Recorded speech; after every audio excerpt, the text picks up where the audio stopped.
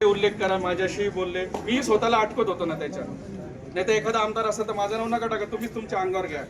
मी तसं बोललो का? मी हे बोललो दोन्ही नावं टाकून 20 दिवसात एटीसी भरतील यांच्याच फोनवरून मी बोललो, तुमच्या समक्ष बोललो ना. मग एवढा वेळ लागतो का पत्र घ्यायला? 1-1.5 तास मी थांबलो. आणि यांनी कुलप इतकी भारी लावले, शटर लावून आणि वरती कुलूप. एवढं मला तज्ञ कोण येतो शोधायचं आहे. आणि इकडे कुलूप. तुम्ही मला वेड्यात काढता.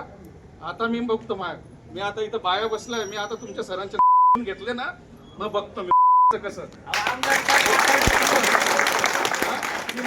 नाही तर मी तुमचं आणि वस्तारा ठेवायचं रे यांच्या बाजाराला, सर्वांचे बाजार. हे लोक सरे मला बघतात. आयुष्यात पहिल्यांदा तुम्ही मला संडासात तोंड टाकायला लावलं.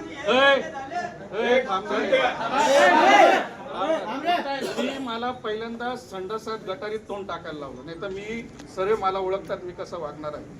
मी सर्व ओळखतात, ज्येष्ठ जे असतील ते. पण हे चुकीचं होऊन राहिलं. मी 10 वेळा लोकांना बोललो यांच्या हातात नाही, तरी मी अंगावर घेत होतो लोकांना. तरी तुम्ही सहकार्य कर. एवढं वेळ पत्र द्यायला काय आम्ही काय केलं? आता गेलं 1 मेचंही मला उत्तर पाहिजे का झेंडावंदन झालं. आता बघतो यांनी रेकॉर्ड तर केलंच आहे. तुम्हाला सरांना घरीच पाठवतो. आदिवासी लोकप्रतिनिधींचे हाल तर सामान्य जनतेचे काय हाल? एवढा वेळ लावता का? 4 वेळा हे गेले. आणि कुठल्या मुख्याध्यापक जर तुम्हाला बोलला काय आलं त्याची आयमाई काढायची. तिच्यासाठी काय नियोजन होते का?